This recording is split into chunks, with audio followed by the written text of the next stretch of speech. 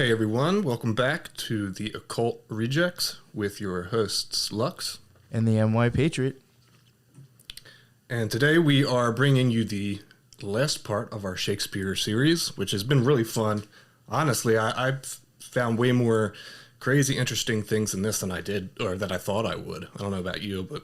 Yeah, I actually... I was a little surprised once I got to, especially the chapter that we're covering. I was telling you and even other people, I was like, I'm highlighting more of a page than I'm not. I was just like, yeah. But to me, because of the way I see the occult, to me, it's all occult. You know, it's just them telling it in a different way. But I think from the things that we've covered and even stuff with the Scarlet Horse series, you'll easily see exactly what they're talking about. Right. And Marquis, I mean, he did such an awesome job. After that, I was 100% convinced and had my mind totally changed about Shakespeare. There's way more shit going on here than I thought at the beginning, and probably what the majority of people believe about Shakespeare. So yeah, I mean, not that I want to, say it now and then we never do it, but I mean, I had even told Lux, I was like, oh, this even makes me want to like cover Macbeth or something. Like, shit's fucking like wild. Like to me.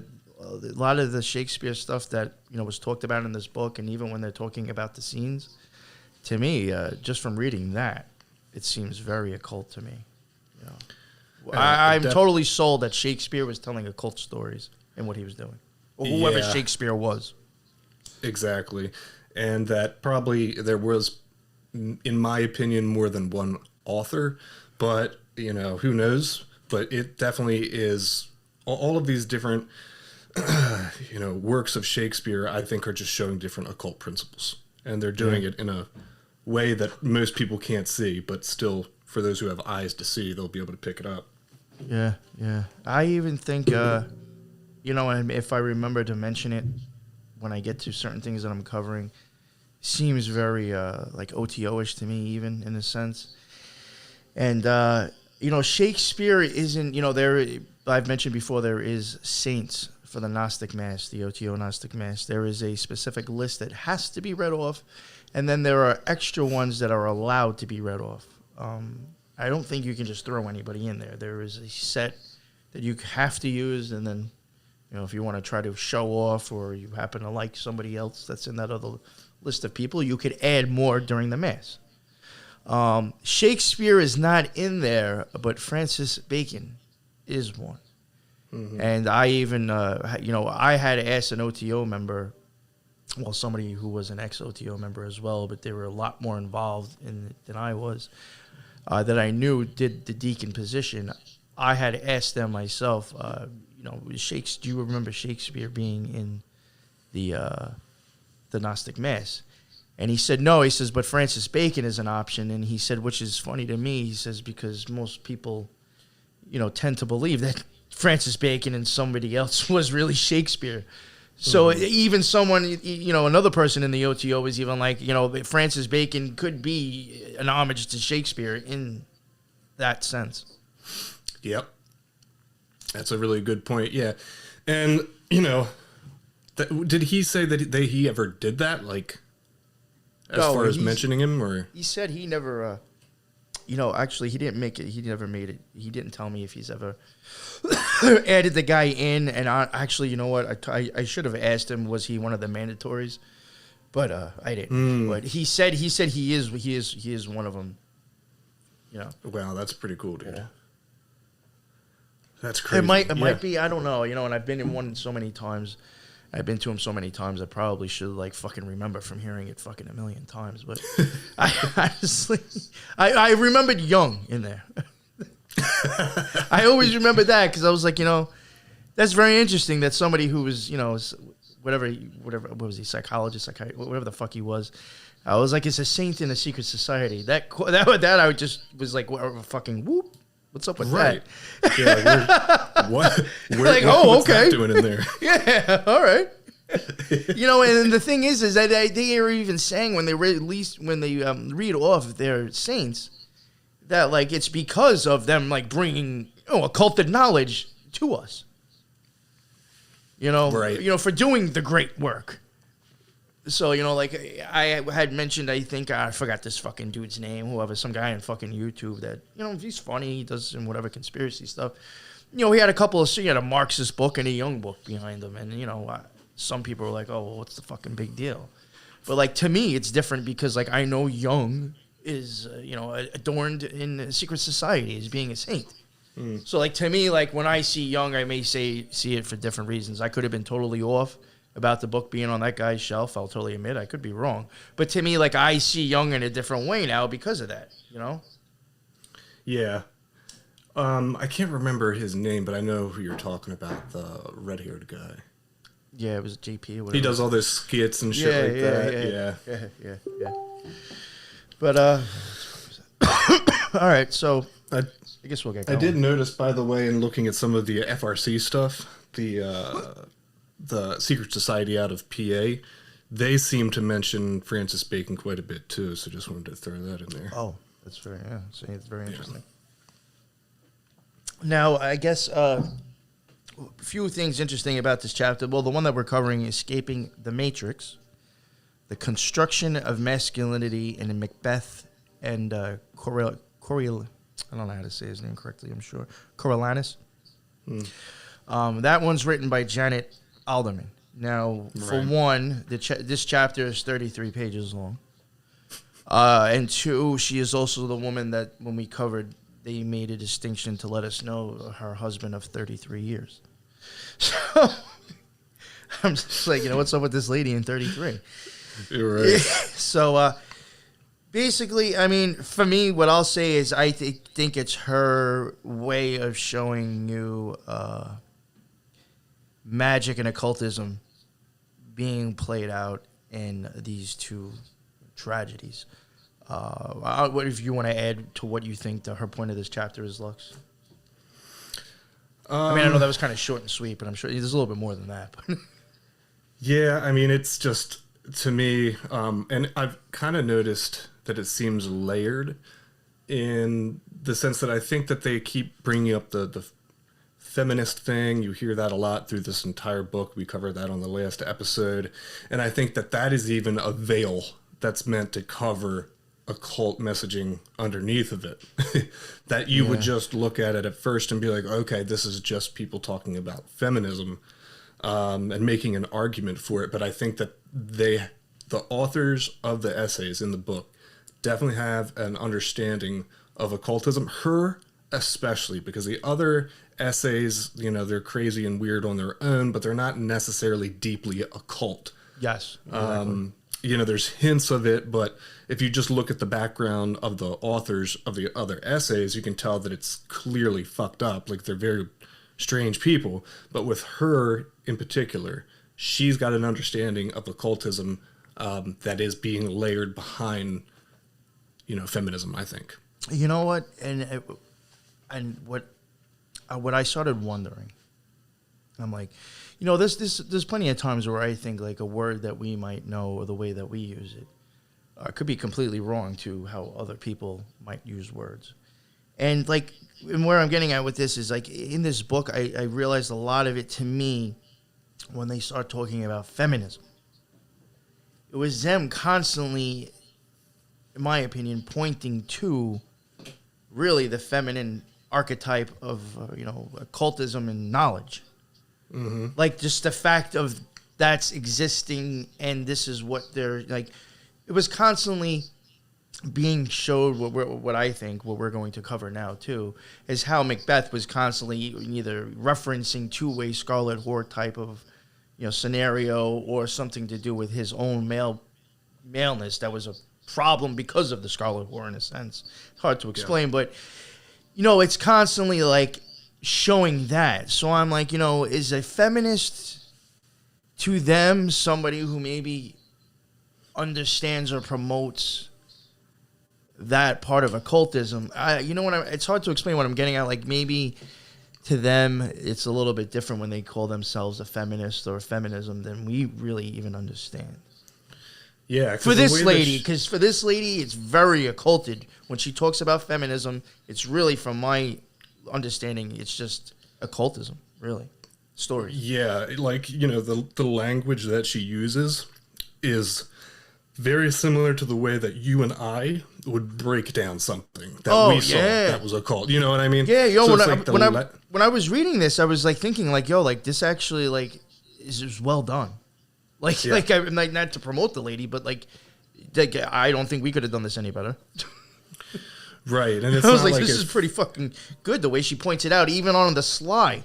I think she's really good at pointing out the occulted shit. Definitely. And I don't think that she's definitely not only talking about feminism here. That would be, you know, that would be the first thing that you would notice would be like the simple interpretation. But the way that she's describing it all, it's definitely deeply occult. And she knows her shit, that's for sure. Yeah, I just after reading this, I was like, is there something else behind that word that's some different for other people? You know what I'm saying? Mm-hmm. Like for Janet Alderman and her type of people, does that word include something else that maybe we just don't understand yet? Right. Something to that degree. Yeah, I mean, even the way that the name of it's titled Escaping the Matrix. What the hell does that have to do with feminism? You know what I mean? Like, she's clearly using that word matrix for a reason. And, you know, people who study the occult pick that up. Obviously we did. So they're like, oh, okay, well, let me see what she's trying to say here in a deeper level. Yes. So I guess if you want, I will just start and go off. I will like just cover the things and I guess give you my opinion, or me and Lux will just talk about what we get out of what I highlighted here. Right off the back, pretty much like into the second page of this thing, I have a big, huge part right here. And I think it's saying a lot in itself. Maternal power in Macbeth is not embodied in the figure of a particular mother, as it is in Coriolanus. It is instead diffused throughout the play, evoked primarily by the figures of the witches and Lady Macbeth. Largely through Macbeth's relationship to them, the play becomes, like Coriolanus, a representation of primitive fears about male identity and autonomy itself, about those looming female presences who threaten to control one's actions and one's mind, to constitute one's very self at a distance. I mean, to me, right there, that's already starting to get into the whole Scarlet Whore control. Yep. You know, especially when it talks about the mind. I mean, you know, it even includes that. Allowing the extreme energy of, you know, like Banat, for example, Scarlet Whore, to control the way that you think just based only on emotion. And so your emotions are totally controlling you. Yeah. Yes. So... And since we were just talking about the Matrix, I'll add this in there.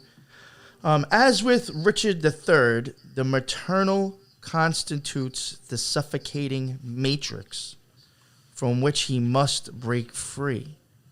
And as with Richard, his solution will be to hew his way out with a bloody axe.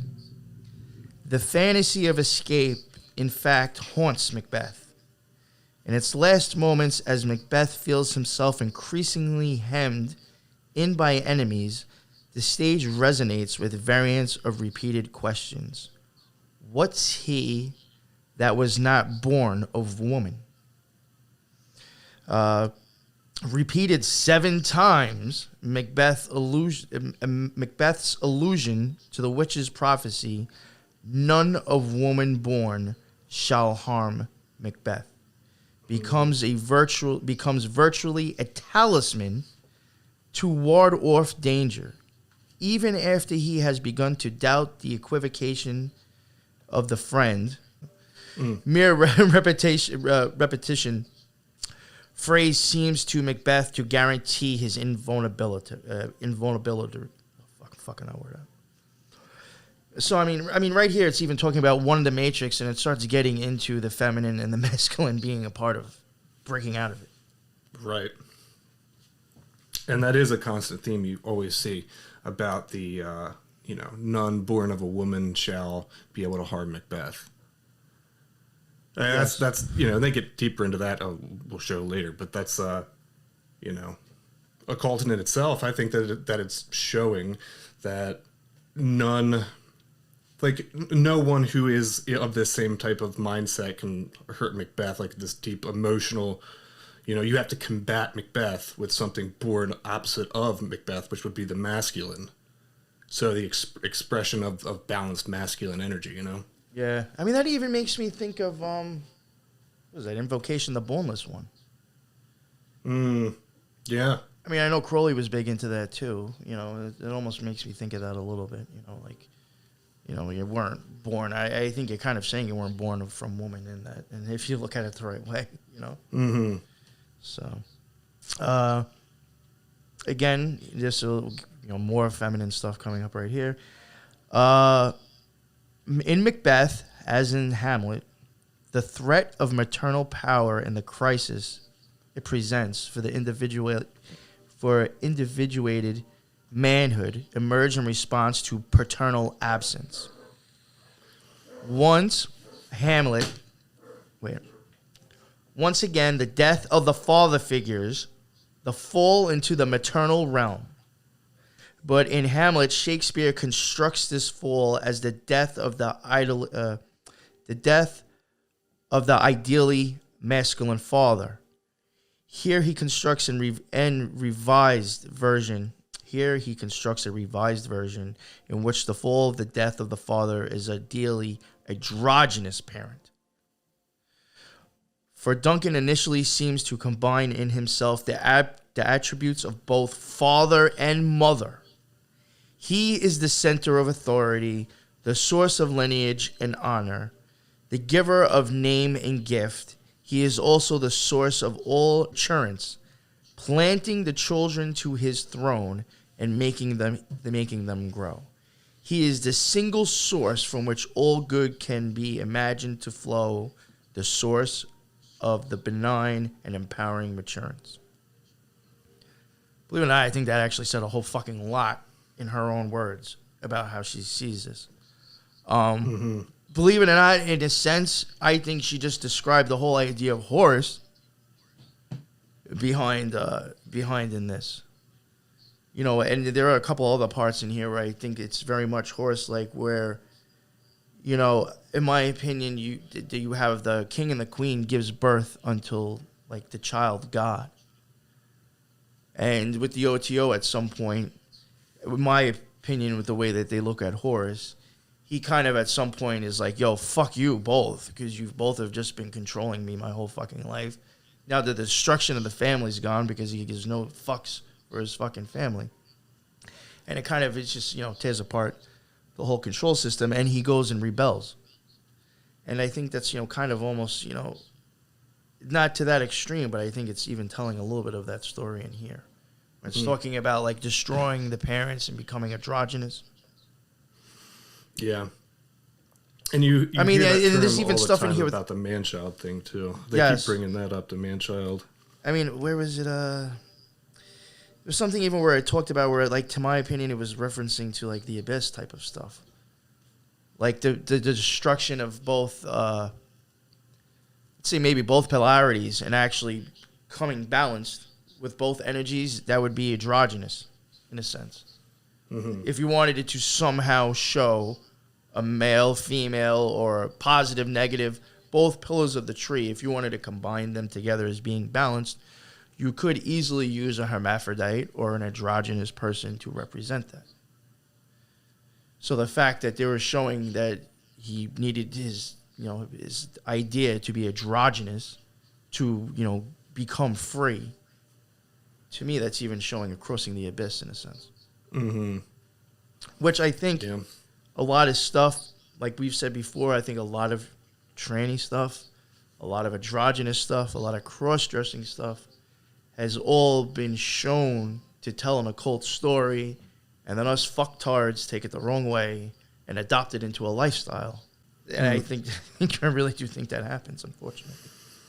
Right, yeah, like people are totally missing the point when they're showing the androgynous stuff, that maybe it isn't always about, they're showing an occult principle to your face in a veiled way, that it's the, combination of the male and the female energies to create balance. But because we're so stupid, we just see it as, someone trying to be an opposite sex, So one, they're able to convince people to do shit that is totally missing the point. So people will go and then adopt like the transgender agenda and stuff.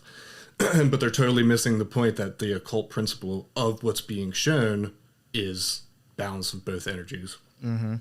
Then I got this. I really like this. This is a shorter one that I should be able to read and not fuck up so much. For Duncan's androgyny is the object of enormous ambivalence.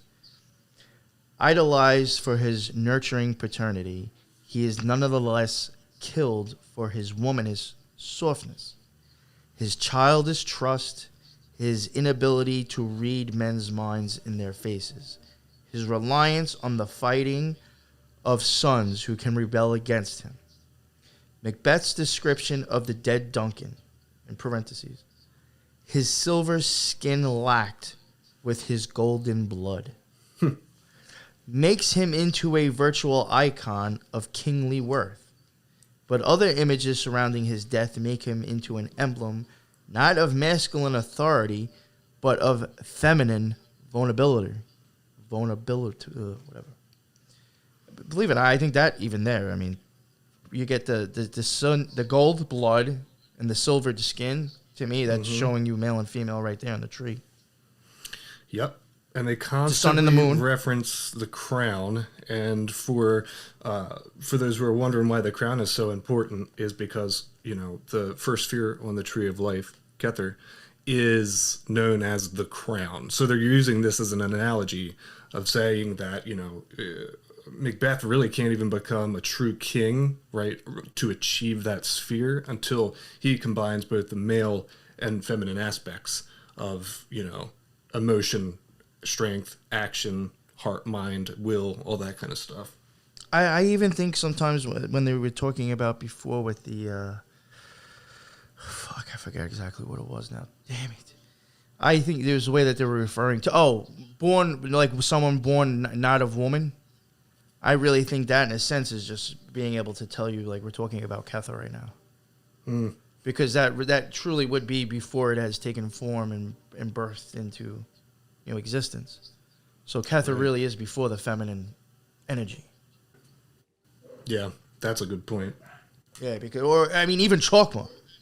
But once you hit Chokmah and once you hit that path between Chokmah and Binah, you're fucked. Because at that point, you're already starting to go into Binah. Once it doesn't matter what end of the pole you're on. If you are on that pole at all, there's a mixture of it. You know what I'm saying? So, yeah, exactly. Once you come off each Chokmah, it's all downhill after that, for sure. Yeah. You step off that fucking brick and go on to that next path. It's done deal. Right. All right. Then I got it. The witches constitute our introduction to the realm of maternal malevolence, unleashed by the loss of paternal protection.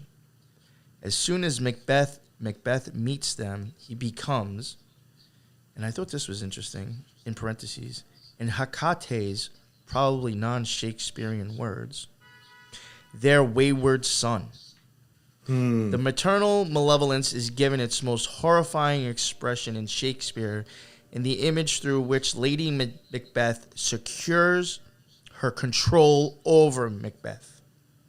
In this little passage from Macbeth, I have given suck and know how tender 'tis to love the babe that milks me. I would, while it was smiling in my face... Smiling face. Smiley face. Have plucked my nipple from his boneless gums and dashed the brains out, had I so sworn as you have done to this. The image of murderously disruptive nurturance is the psychic equivalent of the witch's poisonous cauldron. Both function to subject Macbeth's will to female forces. For the play strikingly constructs the fantasy of subjection to maternal malevolence in two parts, in the witches and in Lady Macbeth. I mean, I think that's telling you all right there, the fucking Scarlet Whore. Yeah. Yeah, and it's almost like the way that the story goes, too, is the way that Macbeth meets the witches, these three witches, which in my opinion, represent Bana, Gabora, and Hod. I think it's interesting how they even said how this person referred to Hecate. Yeah, that's crazy, too. Because that's a three-faced goddess as well. Mm-hmm. Sorry, go ahead. Yeah, but the way that he meets these different witches is he's coming back from war. And so you see Macbeth in this extreme expression of the masculine, which has like no emotions. You know, it's about strength and totally being wrapped up in the masculine mind. That it's just very weird to me that he ends up meeting the witches after this big war that he was at. And so now this is the story trying to introduce, hey, this guy's been out here in an extreme expression of masculinity, which is never going to allow him to be king. But then he comes across the witches who give these prophecies and their feminine input. And then his behavior changes. So I think it's definitely representation there of, being introduced to the feminine in a way. Oh, yeah. Well, I would almost, like you mentioning, like, what war and stuff or prior, I mean, is that even a way in itself showing, like, the chaos that comes, or the chaos that happens that brings you into this matrix, or the you know what I'm saying, the whole Scarlet Horse system? Exactly, You know, is that the chaos of how it was prior? Yep. Which is interesting because, if you think about it, the Gita even starts off with as, like a war about to happen as well. And then, so I don't know why you just bringing that up just right now made me think of that. And I was just like, so does the Bible. Yeah, right? Yeah. Yeah, and honestly, in the Gita, I took it as this dude's having a war inside his head. That was not fucking physical people at all. Exactly. When he's reading off all those people that he's seeing there, those are all people that have left a mark on him mentally, and he's probably picked up, like, thoughts and habits, and just, these are all the people that have programmed me prior, and he's going to war with them in his head. Mm-hmm. And he's defeating the Matrix himself. Exactly. I'll read this, too. I got Lady Macbeth's power as a female temptress allies her in a general way with the witches as soon as we see her. The specifics of that implied alliance begin to emerge as she attempts to harden herself in preparation for hardening her husband. The disturbance of gender that BenQ registers is played out psychological terms in Lady Macbeth's attempt to unisex herself. Calling on spirits ambiguously allied with the witches themselves, she phrases this unsexing as the undoing of her own bodily maternal function. And then this is from it. Come, you spirits that tend on mortal thoughts, unsex me here, and fill me from the crown to the toe, top full of direct cruelty, make thick my blood. Stop uppeth access and passage to remorse, that no visitings of nature shake my fell purpose, nor keep peace between. The effect and it come to my woman's breasts, and take my milk for gall, you mirth-ring ministers. I don't even know where to start with that. One, I think the thickening of the blood. That caught me because of the situation that I said, that I did not fucking make up. Problem that I had, that when I had to go to the fucking hospital, because I thought there was multiple things wrong with me at the time. I had a fucking eye problem going on that fucking, threw me for a loop. And the only fucking thing they could find out was that, my fucking hemoglobin level was jacked the fuck up, and they said, your fucking blood's basically like syrup, and we got to give you fucking blood and, what is that fucking clear shit? I've already forgot the name of it. That drip. They basically had to give me extra blood and thin me out. So it's just weird. Whenever I hear, stuff about blood when it comes to occult magic, I always wonder if it's something. It is a real thing. I'm just wondering, like, are we just off on what the mass census tends to think it's really about? Mm-hmm. So I even found that weird. Just the part with the blood. She's saying that she's becoming a temptress. You know, I think the Temptress could be technically, you know, a card on the Tree of Life. Mm-hmm. And I think that might be probably the first time that the female energy is actually brought in. It may literally be on the path between Chokmah and Binah, actually. Is where, or the Empress, or, you know, there's different names, I think, or Tempress, you know, I've seen. So, like, is this going back to that, like, stating that that is where she is at in this fucking play of the Tree of Life? You know, and whatever role that they're talking about in Macbeth, you know, is this how the story's coming together? You would be having her now going to Binah, which would bring in the three witches of, you know, the three other witches. Yep. Exactly, because then it even says that about his one, or in his absence, male and female break apart, the female becoming helpless or merely poisonous, and the male being bloodthirsty. The harmonious relation of the genders are imagined. So yeah, it's saying the same thing. This is like the split between Binah and Chokmah, you know? Yeah. Like the splitting of the male and the female. Now, there was a thing here that I'm going to read that did also make me think. It started making me think Milk of the Stars. It started making me think about Nuit and possibly Crowley and OTO. The metaphors in which Lady Macbeth frames the stopping up of remorse, that is, suggest that she imagines an attack on the reproductive passages on her own body, on what makes her specifically female. And as she invites the spirits to her breast, she reiterates the centrality of the attack specifically on the maternal function, needing to undo the milk of human kindness. Most modern editors follow Johnson in glossing, now this is parentheses, take my milk for gall. First off, just to let you know, gall means poison. I looked it up. As take my milk in exchange for gall, imagining in effect that the spirits empty out the natural maternal fluid and replace it with the unnatural and poisonous one. But perhaps, now this is her take on what she thinks is really being said here, but perhaps Lady Macbeth is asking the spirits to take her milk as poison, to nurse from her breasts and find in her milk their sustaining poison. Here, the milk itself is the gall. No transformation is needed, necessarily. In these lines, Lady Macbeth focuses the culture's fear of maternal nursery, a fear reflected, for example, in the common worries about the various ills, including female blood itself, that can be transmitted through nursing and in sometimes identification of colostrum in witch's milk. I ended up highlighting probably a little bit too much than I really should have.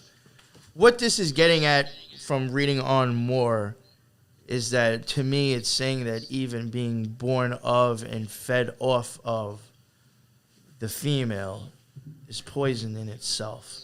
If you like, maybe the milk of the stars isn't like the best thing. You know what I'm saying?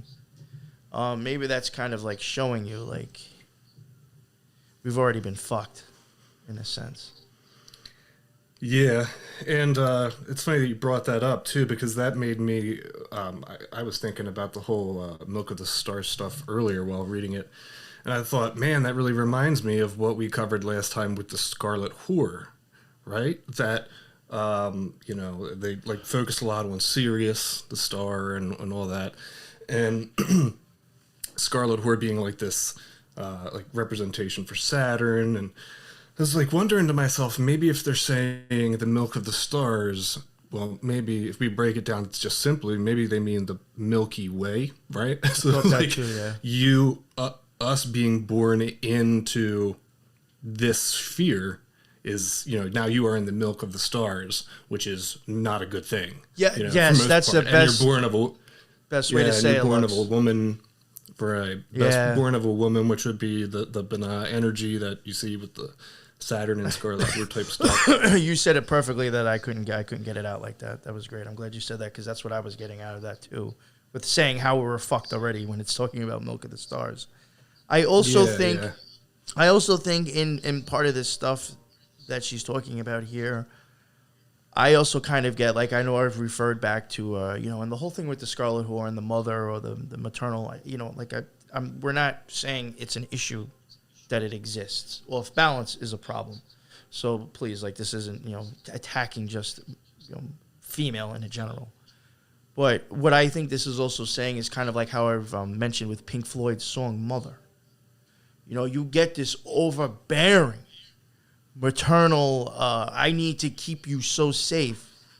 I need to lie to you about the world. I need to pull the covers over your head so you don't see the horrible reality of that we're living in. That you eventually, like Horace, become vengeful and pissed off. Because you realize that you're in a fucking controlled fucking situation from one of your parents.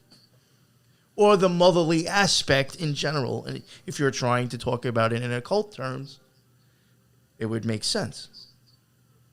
You know, the overbearing feminine energy becomes too much and it's not a good thing anymore.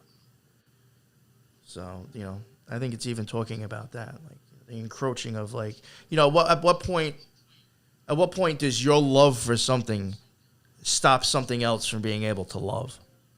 Right. You know what I'm saying? Like, I'm going to control you so much, you're never going to be your own person. You may never find your own will, and you may never actually feel real love in something that you do. Mm-hmm. You know, at some point, that does happen. I do believe that you go too far and off balance. Yep. And it reminds me a lot of, I don't know, do you remember that song? You just brought up the Pink Floyd thing, made me reminded of that song by Danzig, Mother. Have you ever? Yes. Yeah, and the lyrics to it are, tell your mother, tell your children not to walk my way, tell your children not to hear my words. What they mean, what they say. Mother, can you keep them in the dark for life? Can you hide them from the waiting world? Yo, I shit you. You know what I'm saying? This is, I think, exact same expression of what you just said. I shit you not. I swear I'm not even making this up. I had thought about trying to work in that song into one of the intros for the Scarlet Horse series, but I was like, I really don't think any people would just think it's, you know, using it because he's saying mother and not actually understand what the fuck the song is really about. So I didn't use it. And it's so funny how you just brought it up. That's crazy. Yeah, because I actually thought it, because I thought that song actually is a pretty wild Scarlet Horse song, in my opinion. Mm-hmm. Yep. I'm going to skip some stuff because I realize we're already going on. And I mean, there's so much. I'm going to cover the things that I actually wrote notes next to as well. The fears of female coercion, female definition of the male that are initially located cosmically in the witches, thus find their ultimate locus in the figure of Lady Macbeth, whose attack on Macbeth's virility is the source of her strength over him, and who acquires that strength, I shall argue, partly because she can make him imagine himself as an infant vulnerable to her. Again, that almost brings back into, like, the controlling mother that's like, fuck, I'll just do whatever the fuck you say because I actually fear you. I don't love you. Mm-hmm. You know, it's like, you know, fascists. Yeah, like total control. Yeah. You know, I shall argue partly because she make himself invulnerable. Shakespeare rephrases the power of the witches as the wife/mother's power to poison human relatedness at its source. In her, their power of cosmic coercion is rewritten as the power of the mother to misshape or to destroy the child. Again, I think that is all really saying the same thing. I'm taking away your fucking liberties. I'm taking away your imagination. I'm taking away your dreams. I'm taking away any way of you finding out anything about this world because mama's going to tell you exactly how the fuck it is. You know what I'm saying? Yeah.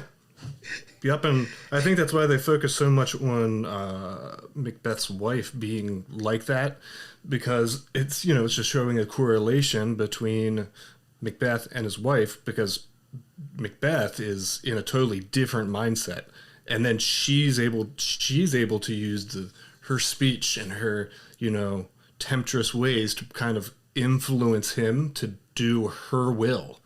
So it's crazy because I was reading it, and he didn't. If you look at Macbeth, he didn't even want to kill the king until he gets spoken to, or until his wife talks to him about the whole thing, and literally gives him her energy, and now his whole behavior changes. Yes. Now I think this is very interesting that this lady wrote this. The attack on the infants and on the genitals characteristic of continental witchcraft belief is thus in her returned to its psychological source. In the play, these beliefs are localized not in the witches, but in the great central scene in which Lady Macbeth persuades Macbeth to the murder of Duncan. In this scene, Lady Macbeth notoriously makes the murder of Duncan the test of Macbeth's virility. If he cannot perform the murder, he is in effect reduced to the helplessness of an infant subject to her rage. She begins by attacking his manhood, making her love for him contingent on the murder of that she identifies as equivalent to his male potency. But when you durst do it, then you are a man. Insofar as his drunk hope is now green and pale. I just thought that it was interesting that in that story of him having to kill something, to me, I mean, that could even be the representation of his old self. Could have Duncan been his lowest self that he is killing to cross over to the abyss with the Scarlet Whore, who could be associated with green. Yeah, and it's weird because when you look at the character Duncan and the other guy, Macduff, they both represent Macduff? more of like... That's his name, Macduff? Macduff, yeah. I wonder if isn't that beer on a fucking cartoon? I think it is. I think it's on The Simpsons. Yeah, so it's weird because it shows Macduff, which is very similar to Macbeth, right? This is like mortal enemy. Macduff is pictured as a much more rounded man that's able to have both the male and the female aspects of his brain work in great unison, and one day he's going to become king because of that. And then, Macbeth is jealous about it. He wants to kill him, and he wants to kill Duncan because they have a chance to get to the throne. Because some of them are promised to be king. Duncan's already the king, and Macduff will be the king. And so it's showing that, these integrating both of those things, the male and the female, in unison in a positive way, not to an extreme on either way, is the way that you retrieve the crown or the kingdom where where Cather, Malkuth was like, oh, we're going the wrong way. Oh, shit. I was like, oh, you can keep that crown. Like the crown of Cather, but what his wife does, what the Scarlet Whore does, is convinces him to become, like you said, to cross the abyss, to come into her same mindset, which will keep him from becoming king. Yeah. And you know what's wild? And I'm going to read this one paragraph here, and I think this even shows you what I was saying before, how maybe the three witches could be Binah, and how Lady Macbeth really could be between Binah and Chokmah. Mm-hmm. By evoking this vulnerability, Lady Macbeth acquires a power over Macbeth more absolute than any the witches can achieve. Now, again, if she's above them, and if they were representing Binah, then to me she would actually be, going between Binah and Chokmah. The play's central fantasy of escape from woman seems to me to unfold from this moment. For if Macbeth's bloodthirsty masculinity is partly a response to Lady Macbeth's desires, in effect an extension of her will, it simultaneously comes to represent the way to escape her power. We can see the beginnings of this process in Macbeth's response to her evocation of absolute maternal power. Macbeth releases himself from the image of this vulnerability by sharing in the murder of this innocent. I mean, I do think that overall actually explained crossing the abyss. Mm-hmm. Breaking out of the matrix. I think he's showing you, even like you were mentioning Kether, trying to at least get to Chokmah, because he has gotten past the three witches, which maybe he killed, Duncan or whatever. And if Lady Macbeth is the next thing in front of him and he has to defeat her to get out of it, I would be saying that's like taking that whole fucking path to get to Chokmah. Yeah. I highlighted this because it made me think of Pink Floyd and Horace. Through the double pun on metal, now this is spelled METTLE, and then, slash METAL. On the pun on, the lady's pointing out that I think these words are used differently. And male, MALE, and then MAIL is, that other type of male. I think what she's getting at, there's a play on words, that these words might be used for the same thing, but just used differently. You know what I'm saying? Yeah. To show a different image, but trying to say the same thing. Lady Macbeth herself becomes virtually male, composed of the hard metal of which the armored male is made. Her children would necessarily be men, composed of male metal, armored by her metal, lacking the female inheritance from the mother that would make them vulnerable. The man-child thus brought forth would be no trusting infant. The very phrase men-children suggests the presence of the adult man even at birth. Hence the undoing of the childish vulnerability. The mobility of the imagery from male infant with his brains dashed out to Macbeth and Lady Macbeth, triumphing over the sleeping, trusting Duncan, to the all-male and vulnerable man-child suggests the logic of the fantasy. Only the child of an all-male mother is safe.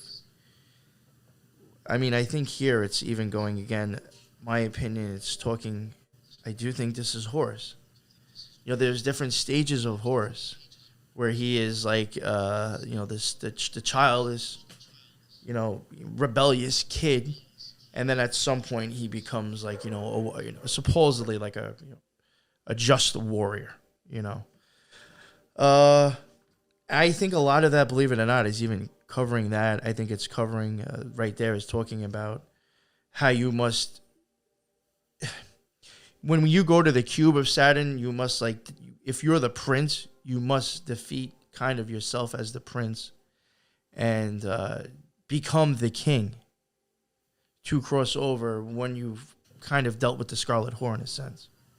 Mm-hmm. I mean, it sounds a little confusing, but I think it's even saying a lot of that in there as well. But I thought it was interesting, the reason why I mentioned Pink Floyd is because they have an album called Metal, and it's MEDDLE. And the song Echoes in that album is insane, like Occult. I mean, really, most of that album is, especially One of These Days, I think is totally Occult too.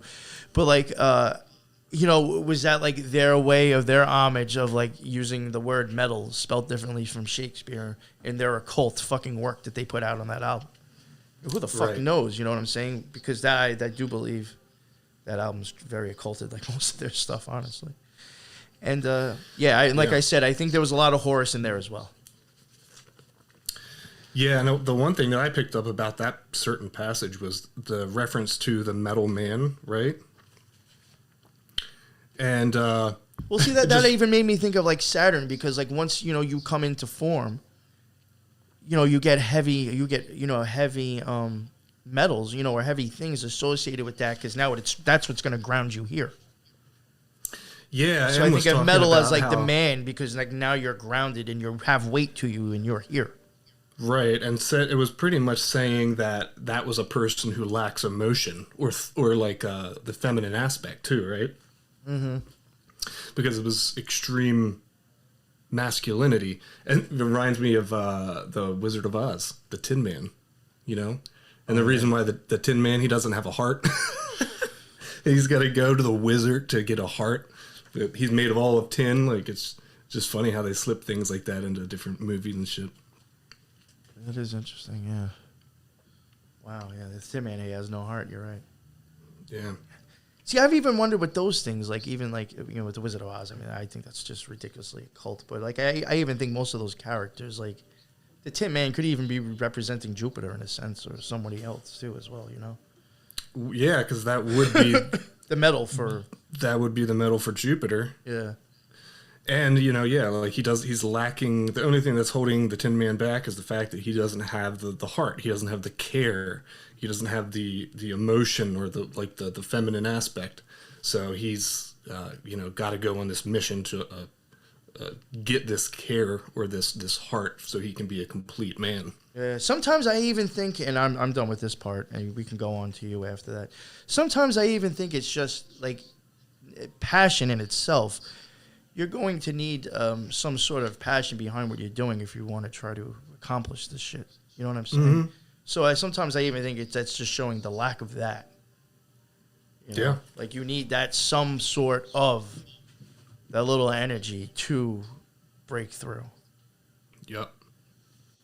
Not getting forced to one side of the tree or the other, but using the middle pillar to escape it, you know? Yeah, or to pop out. Yes. Mm-hmm. So now it's on to you, Lux. I didn't think I was going to go on that long. Fuck. Oh, it's all good.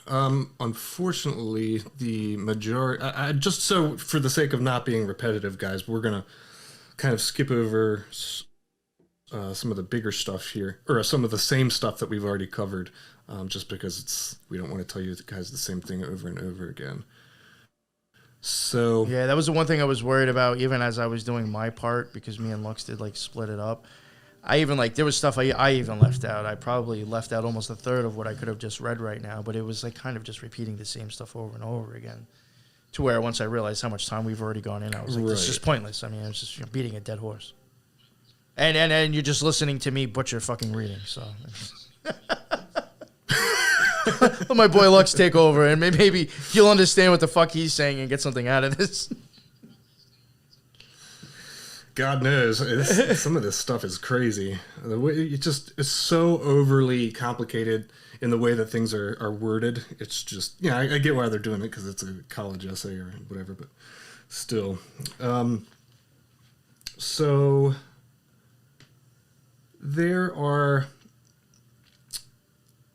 parts here that talks about how in order for Macbeth to, you know, become king, he's got to kill Duncan. Well, he eventually does kill Duncan, but then later he gets like this emotion about it. And then there's this big face-off at the very end because Macbeth and Macduff are now warring against each other. And Macduff confronts Macbeth, and they have this big sort of like war between the two of them. And the way that it's expressed is showing that Macduff can't become king until he is not born of a woman. And then they emphasize that means that, you know, Macduff is about to become king because he finally reveals to Macbeth that he was not born of a woman, but he was a cesarean section. And so this is the fulfillment of the prophecy. He's not born of a woman. They describe it as him being pulled out of the womb. Oh. And to me, that's showing that you have... That sounds like the Yadhe Vadhe formula to me right there. Exactly. So yeah, it's showing that you have this, you know, Macduff is expressing the balanced man, so he's pulled out of the womb, so he can become king. And because of that, Macbeth eventually... Well, he dies, he doesn't become king. And, yeah, I just thought that was really funny, the way that they described the cesarean section being pulled from the womb. Like, this is how you get out of the Scarlet Whore. Yeah, I mean, that thing even there where you said, you know, a king not born of woman, that's, you know, like I mentioned, the Yadhe Vadhe formula, that's, even going that down would be king, queen, prince, and princess. That's, to me, the king really would be I guess if you crossed over the abyss, if you really did go and have a magical experience and you separated your spirit from your body. Technically, I mean, if you go far enough, I think you can, you know, say your claim that is, you know, the king now. Because you have kind of broke through It's the queen's energy that was holding you back. So I even think just talking about the king stuff itself could even be getting into that whole magical formula, because she's the queen and defeating her makes you the king. Right. And having to have this balance of the two and not getting pulled to this extreme expression of the feminine, that's how you're able to be ripped from the womb and escape this matrix. Literally why the fucking essay is called Escaping the Matrix. Right? Yeah. It's crazy when you break it down into this occult way, how it's, I mean, I kind of have to give her a little bit of credit. She did a good job here on explaining to people how to escape the Matrix. Oh, yeah. I know. I really think, I mean, I don't want it to sound fucked up, but, like, honestly, like, the way she really does, for me, it breaks down the occultism and the way she sees it in this stuff, I think is pretty spot on. Yeah. One thing that stood out to me here, one of the quotes, is it says, "Doubtful it stood as two spent swimmers that clung together. They choke their art. The merciful MacDonald, worthy to be a rebel, the multiplying villainies of nature do swarm upon him from the western isles of kerns and gallowglasses. And fortune on this damn quarrel smiling, show like a rebel's whore, but all too weak for brave Macbeth, well, he deserves that name, dismanning fortune with his brandishing steel," another reference to metal, "which smoked with bloody execution." And, to me, this is talking about, two swimmers clinging on to each other, so the non-integration of balanced male and female, and then they're referencing the whore there as well with the rebel's whore. And it talks about here. There was a McDonald in there? McDonald. Oh, did you say McDonald? It is McDonald, but only with a W in the middle. McDonald. It's weird. I was like, no. I mean, it's double arches, so who the fuck knows? Right. Yeah, and so it talks about here because of the fact that there are these two people in this passage, or the two expressions of these two opposite energies, when taken to their extreme, they become slaves. Chaos, so it's just, again, the same thing over and over again. Let's see, there were some other ones that for real that were directly from the book. To a really good point again that I'd like to make, that even Crowley, I think, even says that to cause the most chaos and destruction, it's like you have to take something and bring it to its fullest polar opposites, and that will cause chaos. And I think it's kind of explaining that. And to what, I don't know if we covered this on the thing that we did with the flag, but it is something that I did look into maybe more. Maybe we did bring it up. Did we bring up the whole thing with the colors with the Ukraine flag? Yeah. How they are actually on opposite ends of the spectrum? Mm-hmm. So I even wondered in itself, is like that color scheme itself even saying chaos? Because you are both at both ends of the spectrum. And if that's the case, you got a lot of people out there right now blasting chaotic vibrations throughout the internet with your fucking logos or whatever, your save this and save that shit. And we have no idea that right now, vibrationally, you're aiding to chaos, because those are both ends of the spectrum. Mm-hmm. I mean, I'm not saying that that's what's happening, but it very well could be with that shit. We have no idea. Yeah, like that's what they're promoting, you mean? Fucking everybody with this colored fucking, just happened to be that Ukraine had that fucking perfectly colored flag for that reason.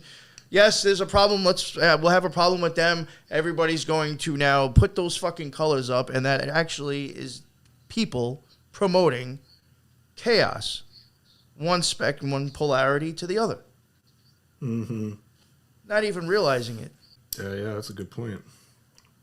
It would only make, the reason why it makes sense is because I think there's so much shit out there already that people mistake and blast around, and it has already fucked up humanity to begin with.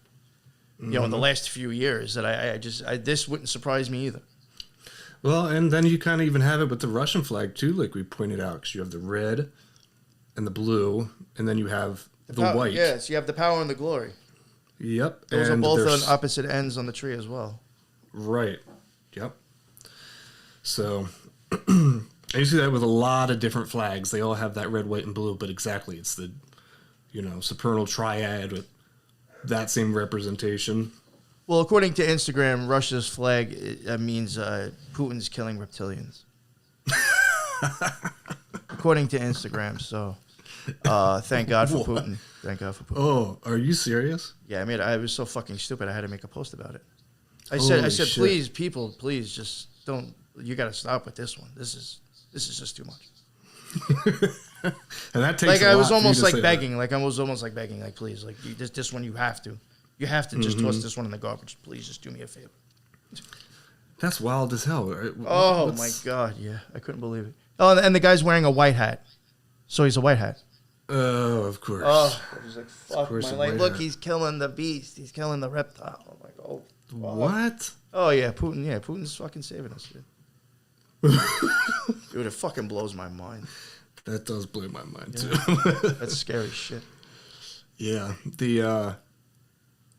the fact that even is, did it have like a lot of numbers, people following it or liking it and shit, or was it just like? I mean, it was enough to when I made a post about it, he had a couple people telling me I was a fucking asshole for thinking it was wrong.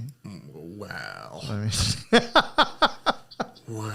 Yeah, one of the many thousand people that follow me that actually doesn't listen to my show. Out of the fucking 5,500 followers I have, maybe 300 actually know I have a show. So they see Patriot and they automatically think, oh, Q-tard, let's follow him. Yeah, I've noticed that too, man. It seems like it does.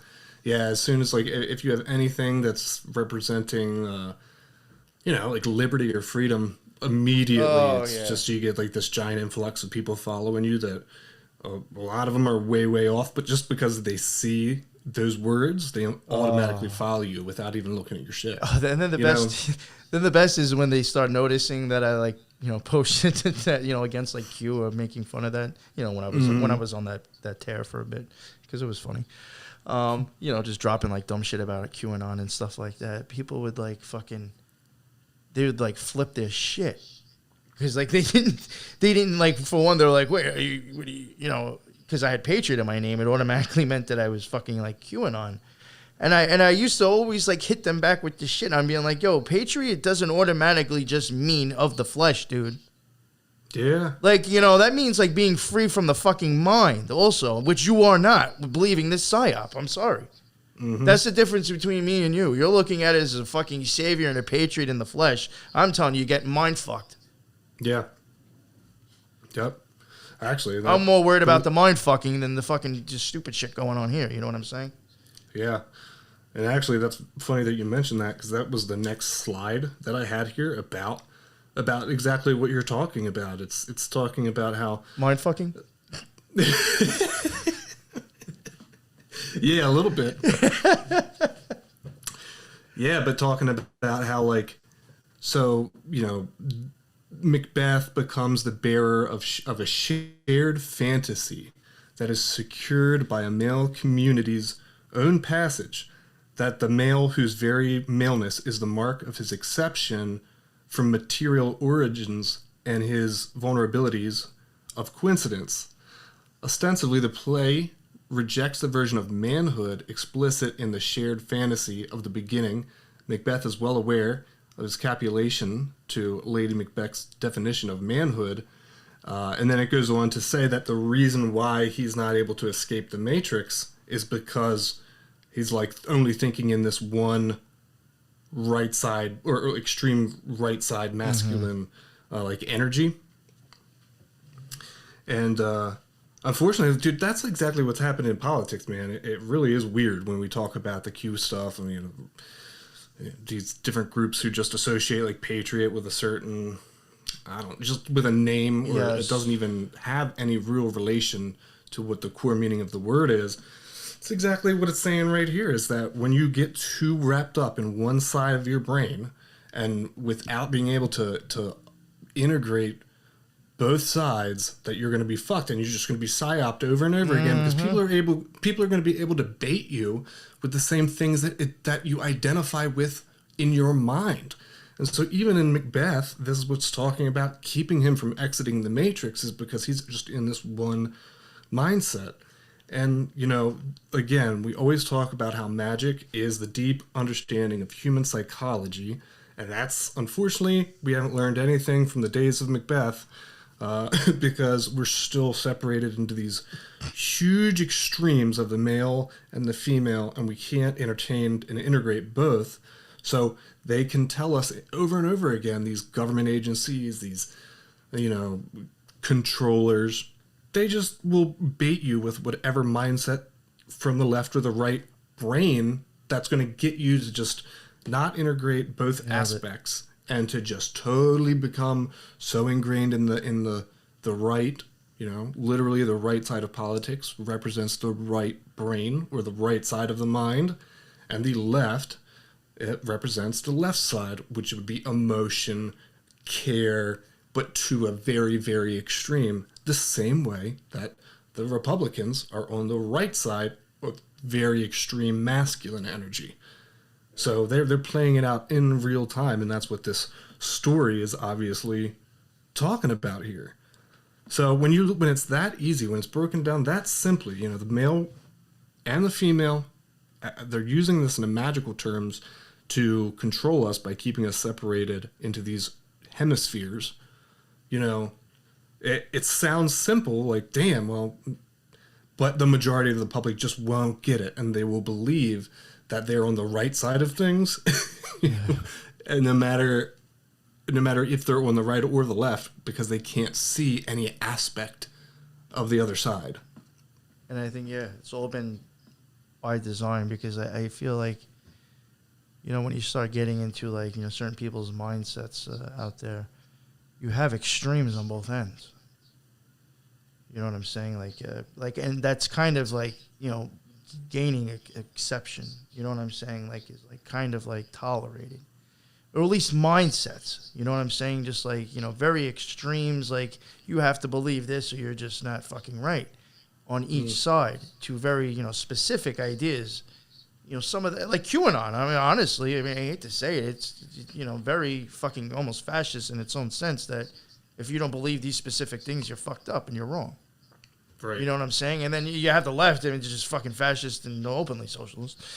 You know what I'm saying? Practically anyway. So, I mean, you have it over there. So it's like you, again, with just like we're talking about the flag, we are taking people's mindsets and pushing them as far away from each other as possible.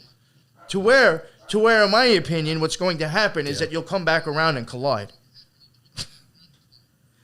You know what I'm saying? Yeah. And more chaos. Yeah. You know? Yep. So instead of integration, you have collision, you know? Exactly. There's another part here that goes exactly along what we're saying here. It says, quote, "Pray you, who does the wolf love? The lamb, I, to devour him, and the hungry plebes, which would be noble martins." So that's one thing that struck me, because that's also a biblical thing. You always see, you know, in the end times, right, or when, you know, the savior figure appears, that the lions or the wolves will lay down with the lambs.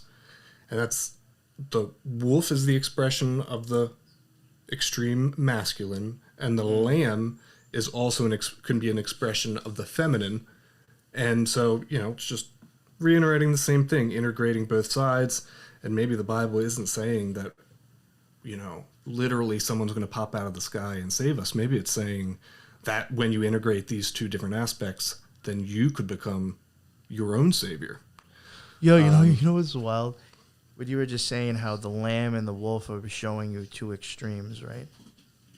You remember how I had said that I thought the word wolf could be, in that tarot card, maybe backwards would be flow? Right? Yeah.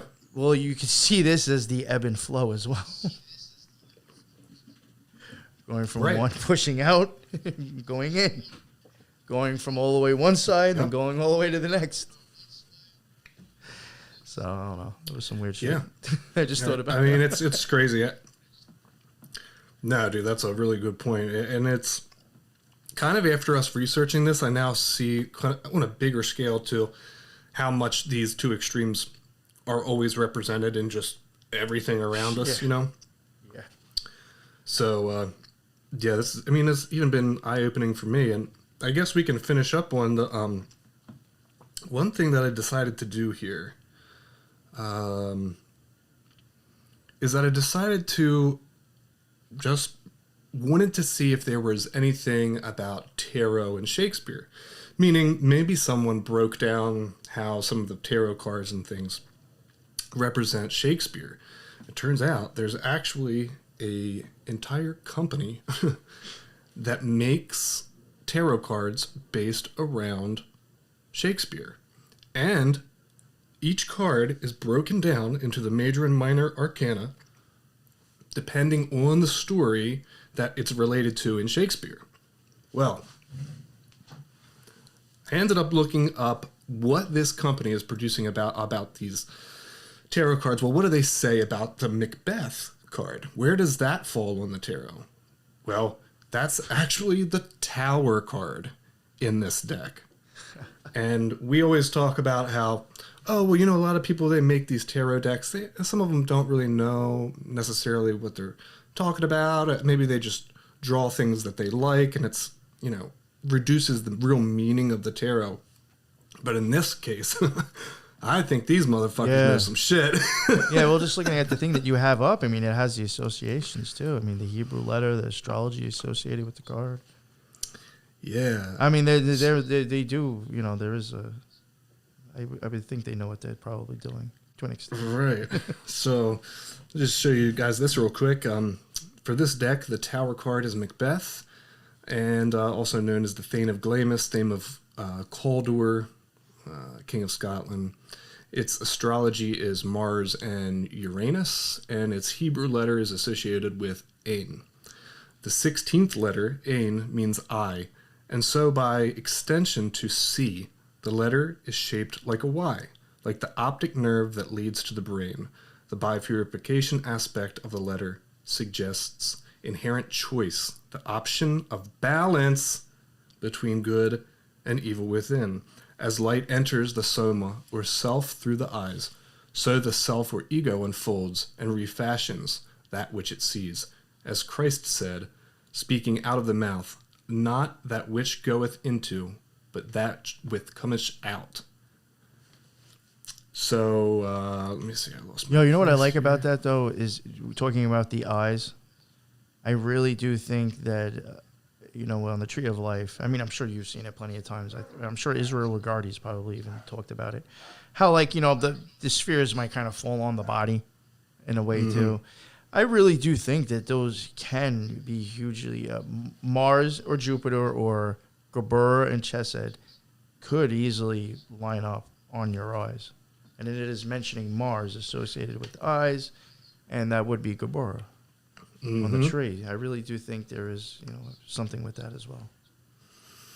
Yeah, I definitely agree. And, it's pretty deep because it goes into a lot of different layers. And again, I think a lot of that is with the eyes. It's talking about the Y, the split of the brain, the split of the, masculine and feminine no longer being joined. And so, they split them into each one, representing the two pillars.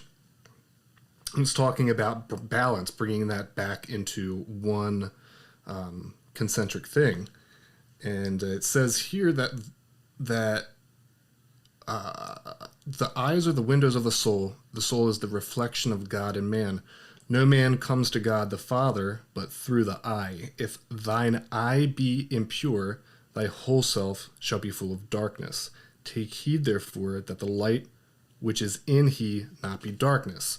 The Tower card is a card, and Macbeth is only a play about this very darkness. From the start, the play is like a dream. The words of the weird sisters, fair is foul and foul is fair, describe a world of extremes. imbalance and conflation. Up is down, good is bad, right is left. Macbeth is shown things which he knows cannot be, and still a black ink wells up and drowns him from the inside out. Proper limits keep the universe functioning and castrated, nature along with it. The fates do not compel Macbeth and the world as they would, rather, Macbeth makes the world as he would like to have it, where fair is foul, and one of the best, and where one had best hold one's own counsel. Yo, there's a lot of shit in that. Yo, these people definitely take Macbeth as serious for occultism. They're saying the same things that we are. And this was like the last thing that I had found while doing this research for Macbeth. I found this yesterday.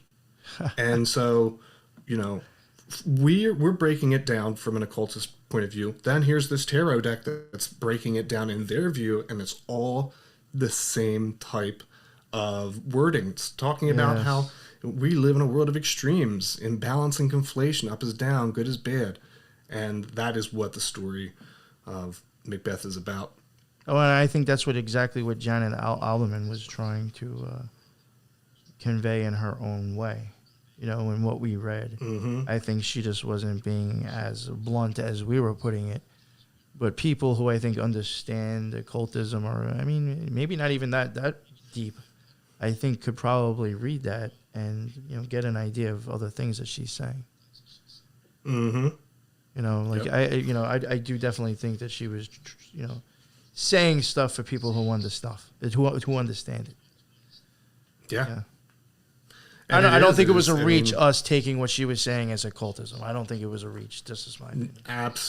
Absolutely not. And especially after finding this, too, because it really is exactly what we're talking about here. They even reference here that, you know, it's you're going to stay in this prison of brick and mortar if you have the mindset of Macbeth and Lady Macbeth, because you just keep getting buried deeper within your own extreme mindset that you decide to just latch onto, you know? Yeah, I think tell you the truth is I really find it like not wild. Well, it's not wild, but I really like how you found this that even shows a tarot company. I mean, people were making tarot cards coming out and saying Macbeth is occultism. Right. I just think that's fucking awesome. Bro, and they have got like tons of different types of decks. They've got tons of different breakdowns on each card. Whoever's making this, they know what they're talking about. And I'm probably going to, just out of my own curiosity, look into it a little bit more. Oh, yeah, that might be an interesting one. It could be a short. You never know one day. Yeah. Well, I mean, even here it breaks down the I was looking at that. Venus is female forces. Yeah. I was reading that. I was like, yo, this is funny. I was like, this is so fucking out, you know, very open. Like, yeah. Yeah. So everyone, if you want, you can pause. I'm not going to read all of this. I'm just going to show people kind of what it says on each one. If you want, so that when you want to pause it and read how they're breaking this down and how it goes along with what we're saying, that you can. Talks here about like different other things that kind of play into the cards, how it's different than Hamlet and Othello, and that Macbeth is telling a much different story than those, and how this is pointing to like this card, the falling of the tower, is, you know, getting rid of the extreme masculine because it's like this phallic symbol. It gets pretty crazy here. And one of the most striking images, Shakespeare paints this picture. What hands are here? Ha! They pluck out mine eyes. Will all great Neptune's oceans wash with blood? Clean from my hand? No. This is my hand will rather. The mundaneous seas in Camden making green one red. You know, what did that say that's from? Does it say specifically? I'm sorry. Was that? Yeah, this is from part of Macbeth. Because there might have been something that I skipped over because it was just, I felt like we were just going over and over the same thing. But there was a part that I did remember highlighting and writing down that even that right there kind of reminds me a little bit of Crowley's Book of the Law when he's talking in the 3rd chapter about Jesus Christ's eyes getting pecked out. Yeah. And then I noticed the part at the bottom with making the green one red. Yes, exactly.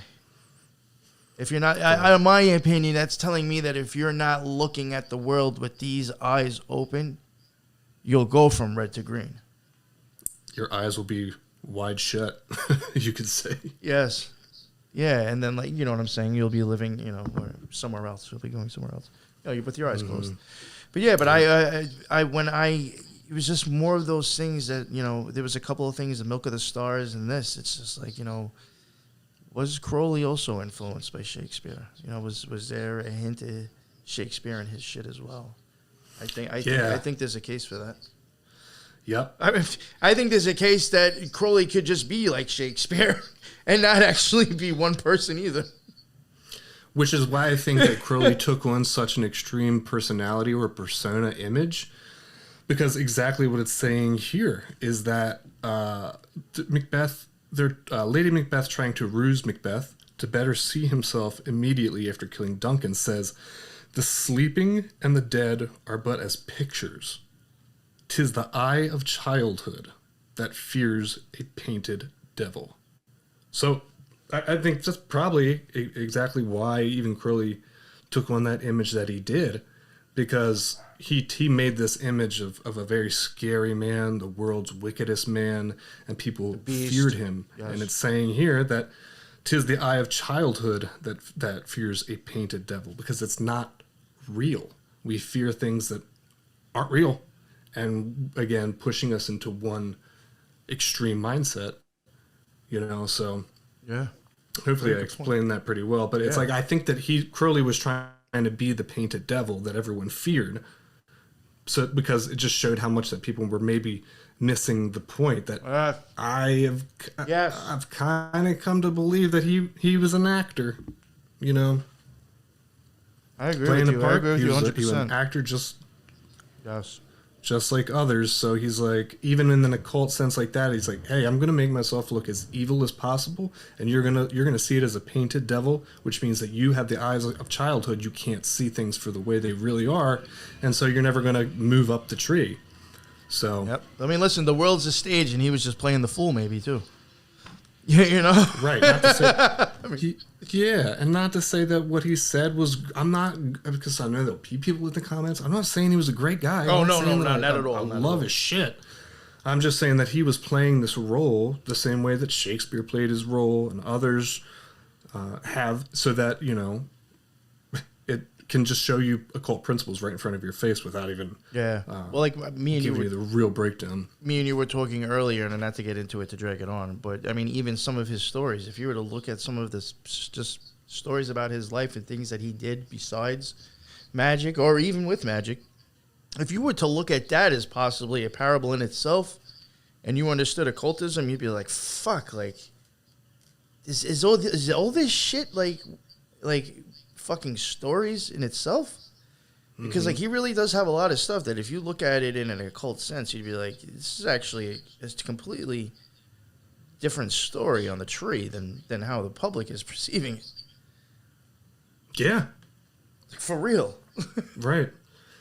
And that's the way that kind of it's described, you know, like whenever you talk about Shakespeare, they always mention, you know, the world's a stage. They constantly reference the fact that it's like you know, we're all players in this theater, and they even mention it back down here at the very bottom of this description, where it says that Macbeth is ripe for shaking, perhaps in Malcolm can also be seen, having served alongside Francis de Vere, caught up in the world, or the war of theaters.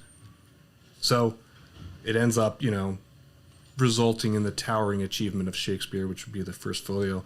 But to me, what I pick up, what they're saying about that, is that you have all of these different warring theaters, and we can see the same thing happening in our own lives right now with war and wherever, or this virus, or this. And so we're all caught up into these different war of theaters, and latching onto them with eyes like children, not able to see the much bigger picture. So we become thrown either to the one extreme or the other. And that's about all that I have for my stuff. But I thought it was a great way to end it as far as the war on theaters, or the war of theaters, is because it does seem as though we're all, playing a part in this theater. Yeah, that somebody else is running, right? Like, yeah, you nailed it for real. That was a good way to end it. And I love that you found the tarot for real. I'll send this to you after. It's crazy. Yeah, that's pretty cool. So I mean, now this again, I mean, this book is a book that was printed by Princeton, Printens Hall, and it is supposedly used in this. What was the college again? I already fucking forgot. Sorry. Yale. There was a specific college that this is used as it's part of the course, I guess. If you're going to that school, you can get this book and it's for something there. Mm-hmm. To me, I do think that this lady was speaking in occult language. She was explaining occult symbology. She was explaining some secrets. Could it be there to see if maybe other people who are at the school maybe catch what she's saying and they know maybe who's who? Or, they trying to drop a little bit stuff here and there. Or whatever the case is, you have, I believe, an occultist in a Shakespeare book being handed out to a college. Kids. Yeah, and one thing that I definitely picked up, I don't know if you kind of had the same thought on this, but when I read the other essays that are in this book, I don't think that a lot of them get it. No. That was why I kind of actually just focused on this, because I at one point was like, fuck it, we'll just try to cover the whole book. And some of them were just very like mediocre, but hers stood out fucking like just way more. Or in my opinion, it just was a little bit like they were even less as blatant, put it that way. Yeah. To where you could easily just read that stuff and just not really see much of anything. Hers, to me, stood out much, much more.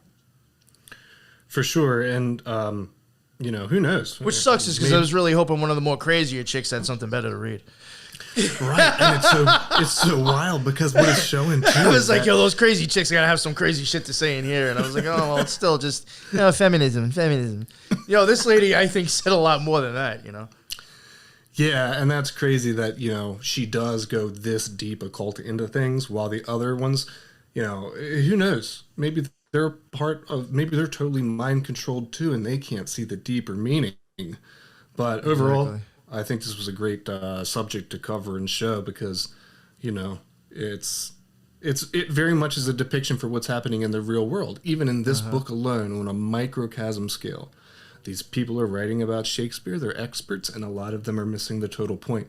Meanwhile, some of them get it and are breaking it down into an occult principle. So, same thing that happens now. World events, all of these things, the stories that are similar to Shakespeare's works, they're playing out in real time, and some of us are seeing them for what they are, and some of us are totally missing the point. Very well said, man. I think that is a perfect way to end the episode. Couldn't have said it better. Yeah, for real.